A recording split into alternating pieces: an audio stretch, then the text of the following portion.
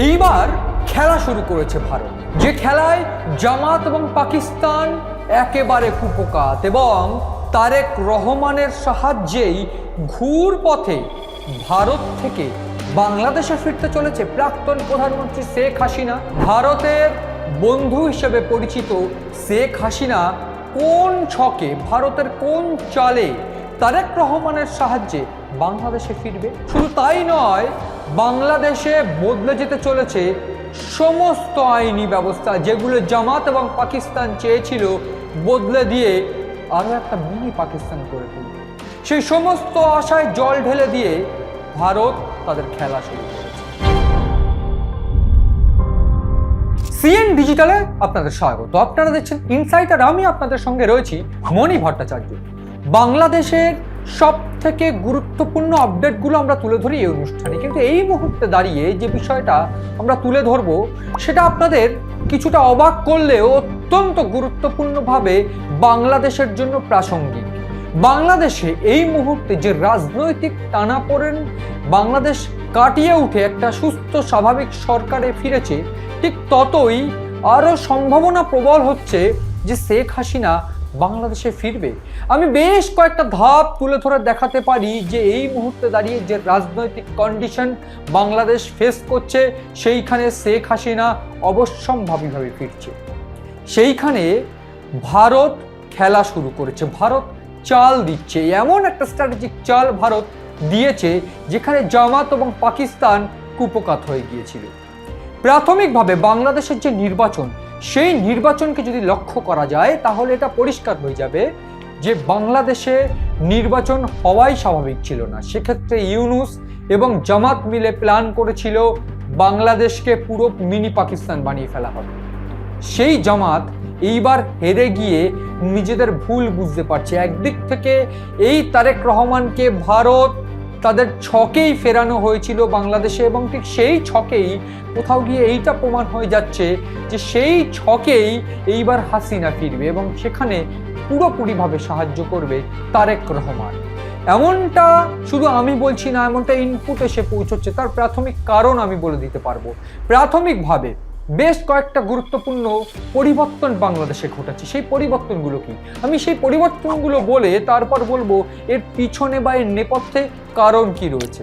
শুরুতেই আমি যেটা বলবো, বাংলাদেশে এই মুহূর্তে দাঁড়িয়ে বেশ কয়েকটা পরিবর্তন হয়েছে। সামরিক ক্ষেত্রে পরিবর্তন, সামরিক নেতৃত্বে পরিবর্তন, শুধু তাই নয়, জুডিশিয়াল ক্ষেত্রেও পরিবর্তন হয়েছে। প্রাথমিকভাবে যখন ক্ষমতায় এলো বিএনপি, তারপর থেকে বেশ কয়েকটা জুডিশিয়াল পোস্টের পরিবর্তন হলেও এই মুহূর্তে দাঁড়িয়ে মানবতা বিরোধী অপরাধে শেখ হাসিনাকে সাজা দেওয়া বা মৃত্যুদণ্ড সাজা দেওয়ার যে লয়ার লড়াই করেছিল, সেই লয়ারকে তাকে সরিয়ে দেওয়া হয়েছে। চিফ প্রসিকিউটরের পদ থেকে সরিয়ে দেওয়া হয়েছে আইনজীবী তাজুল ইসলামকে।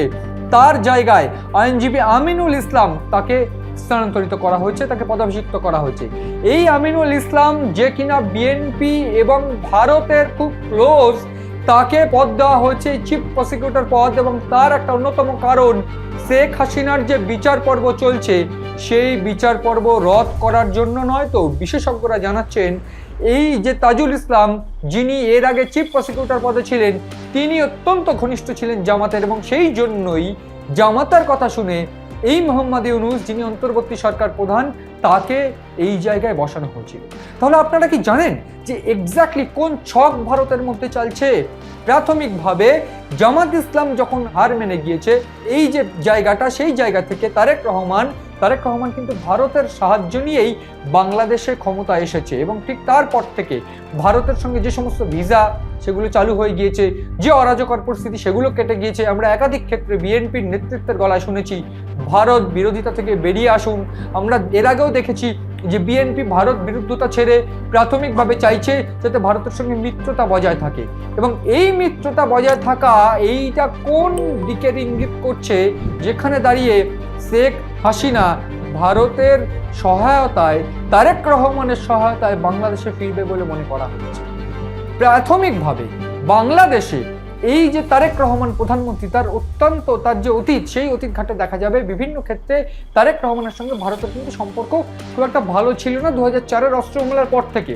সেই জন্য তারেক রহমানকে কিন্তু ট্রিট করা হয়েছিল ভারতের ওয়েতেই। ভারতের আইবি থেকে শুরু করে বিভিন্ন গোয়েন্দা সংস্থা তারেক রহমানকে কিন্তু সেখান থেকে সরিয়ে দিতে বাধ্য করেছিল এবং এরপর শেখ হাসিনাকে কিন্তু ভারত সেই জায়গায় বসিয়েছিল এবং ভারতের সঙ্গেই কিন্তু এই মুহূর্তে দাঁড়িয়ে তারেক রহমানের একটা আন্ডারস্ট্যান্ডিং হয়েছে বলে বিশেষজ্ঞদের মত।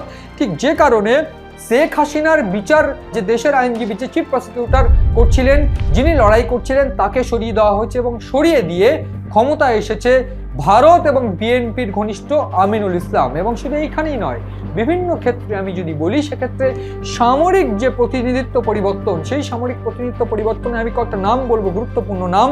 নির্দেশিকা জারি করে, একেবারে সরকারি তরফের নির্দেশিকা জারি করে ভারত বাংলাদেশের যে প্রতিরক্ষা উপদেষ্টা ছিল, যিনি ভারতে ছিলেন, তাকে ফিরিয়ে এনে 55তম পদাতিক ডিভিশনের জেনারেল অফিসার তাকে দায়িত্ব দেওয়া হয়েছে এবং তার পদোন্নতি করা হয়েছে ব্রিগেডিয়ার জেনারেল মোহাম্মদ হাফিজুর রহমান, তিনি তাকে মেজর জেনারেল পদে পদোন্নতি দেওয়া হয়েছে এবং তাকে পদোন্নতি দিয়ে একটা উচ্চ পদ দেওয়া হয়েছে, যেখানে দাঁড়িয়ে তিনি এই গোটা আর্মি অপারেশনটাকে ডিল করবেন, ট্রিট করবেন। এবং এক্ষেত্রে পরিষ্কার হয়ে যাচ্ছে আর্মি অপারেশন ট্রিট করার অর্থ গিয়ে কোথাও গিয়ে শেখ হাসিনা কিভাবে তাদেরকে অর্ডার দিত, কি অর্ডার তারা ফলো করতো, সেই সমস্ত কিছু ডিলিং করবে এইবার ব্রিগেডিয়ার জেনারেল মোহাম্মদ হাফিজুর রহমান। তাকে যে পদোন্নতি দেওয়া হয়েছে মেজর জেনারেল পদে, তিনি এই গোটা ডিলিংগুলো করবেন।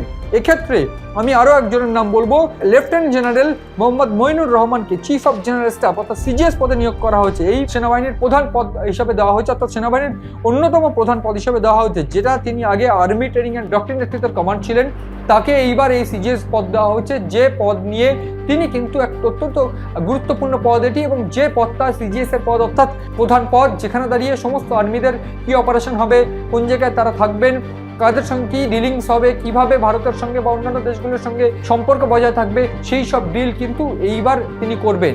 এর পাশাপাশি আরও কয়েকটা পরিবর্তন হয়েছে। সেক্ষেত্রে Kaiser Rashid Chowdhury director of general of forces intelligence পদে দেওয়া হয়েছে, অর্থাৎ ডিজিএফআই এর মহাপরিচালক হিসেবে দায়িত্ব নেবেন তিনি। এছাড়াও ব্রিগেডিয়ার জেনারেল হিসেবে কর্মরত ছিলেন তিনি। লেফটেন্যান্ট জেনারেল মীর মুশফিকুর রহমানকে সশস্ত্র বাহিনীর প্রিন্সিপাল স্টাফ অফিসার হিসেবে দায়িত্ব দেওয়া হয়েছে। PSO lieutenant general SM Kamrul হাসানকে রাষ্ট্রদূত হিসেবে পাঠানো হয়েছে। এই যে পরিবর্তনগুলো, এই পরিবর্তনগুলোই কিন্তু ইঙ্গিত দিচ্ছে যে শেখ হাসিনা, যিনি কিনা এই মুহূর্তে ভারতে রয়েছেন এবং এই ভারত ঘনিষ্ঠ, এই আমি নাম করে বলবো, এই যে ইন্টেলিজেন্স অর্থাৎ ডিজিএফআই এর দায়িত্ব যিনি নিয়েছেন কাইজার রশিদ চৌধুরী, তিনি কিন্তু ডিরেক্টর জেনারেল অফ ফোর্সেস ছিলেন, তাকে এই মুহূর্তে মহাপরিচালক অর্থাৎ ডিজিএফআই এর দায়িত্ব দেওয়া হয়েছে। অর্থাৎ এই দায়িত্বটা কিন্তু অত্যন্ত গুরুত্বপূর্ণ, অত্যন্ত ইন্টেলিজেন্সের ক্ষেত্রে। এর আগে আমরা দেখেছি মোহাম্মদ ইউনুস, তিনি ক্ষমতায় এসে এই দায়িত্বগুলো চেঞ্জ করে দিয়েছিলেন, যিনি হাসিনার কাছের ছিলেন তাদেরকে সরিয়ে দিয়ে তিনি জামাতের ঘনিষ্ঠতা নিয়ে এসেছিলেন। এইবার বিএনপি এবং ভারতের ঘনিষ্ঠ যারা, তারা এসেছেন এবং এই যে ব্যক্তির নাম বললাম, তিনি কিন্তু কাইজার রশিদ চৌধুরী, তিনি ভারতের সঙ্গে অত্যন্ত গুরুত্বপূর্ণ তার সম্পর্ক এবং আমরা সবাই জানি ভারতের সেনাবাহিনীর প্রধানদের সঙ্গে কিন্তু তার সম্পর্ক অত্যন্ত মধুর। এছাড়া আমি যে নাম বলছিলাম একটু আগে, লেফটেন্যান্ট জেনারেল মীর মুশফিকুর রহমান, তিনিও কিন্তু ভারতের বিভিন্ন সেক্টরে এক সময় বিভিন্ন ক্ষেত্রে উপদেষ্টাদের সঙ্গে বিভিন্ন বৈঠক তিনি করেছেন, সামলেছেন বিভিন্ন একাধিক পদ। শেখ হাসিনার সময়ও তিনি একাধিক পদ সামলেছেন, তাকে এইবার ফ্রন্টে আনা হচ্ছে। অর্থাৎ এটা পরিষ্কার হয়ে যাচ্ছে যে শেখ হাসিনাকে তারেক রহমানই যে ফেরাবেন, সেই জন্যেই কিন্তু এই পোস্টিংগুলো বলে মনে করছে বিশেষজ্ঞ মহল।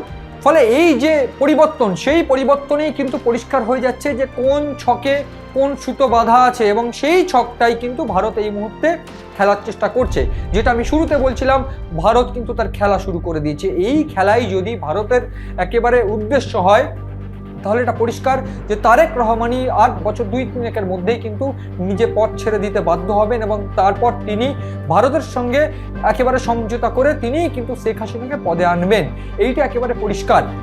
এবং এক্ষেত্রে জামাতকে রুখে দিয়ে ভারত যে চালটা চেলেছে, জামাত এবং পাকিস্তানের একসঙ্গে চাল ছিল এই গোটা বাংলাদেশকে আরও একটা পাকিস্তান বানিয়ে ভারতকে চাপে রাখা, কিন্তু সেটা কোনোভাবে সম্ভব না হলে ভারত বিরুদ্ধাচরণ যেটা হচ্ছিল সেইটা কিন্তু ভারত এই বিএনপিকে ক্ষমতা দিয়ে রুখে দিয়েছে। এবং এক্ষেত্রে তারেক রহমান একটা অন্যতম কি ফ্যাক্টর, যেখানে তিনি এই মুহূর্তে দাঁড়িয়ে যে গুরুত্বপূর্ণ পদ অর্থাৎ প্রধানমন্ত্রী পদ তিনি পেয়েছেন বা তিনি সামলাচ্ছেন, তার ইশারাতেই এই মুহূর্তে ভারত ঘনিষ্ঠ যারা, তারা কিন্তু বিভিন্ন সামরিক ক্ষেত্রে বিভিন্ন গুরুত্বপূর্ণ পদে দায়িত্ব বসছেন। এই জায়গা থেকে স্পষ্ট ভারতের সঙ্গে মিত্রতা বজায় রেখে শেখ হাসিনাকে কিন্তু ফেরাতে তিনি চাইছেন। এবং সেইটা যদি হয়, যে এই গোয়েন্দা ইনপুট বা বিশেষজ্ঞদের মত যদি সত্যি হয়, তাহলে ভারত যে খেলা শুরু করে দিয়েছে এইটাই তার প্রমাণ। সব মিলিয়ে ভারত, বাংলাদেশ এবং অন্যান্য গুরুত্বপূর্ণ বিষয় নজর রয়েছে আমাদের, নজর রাখুন আপনারাও সিএন ডিজিটালে।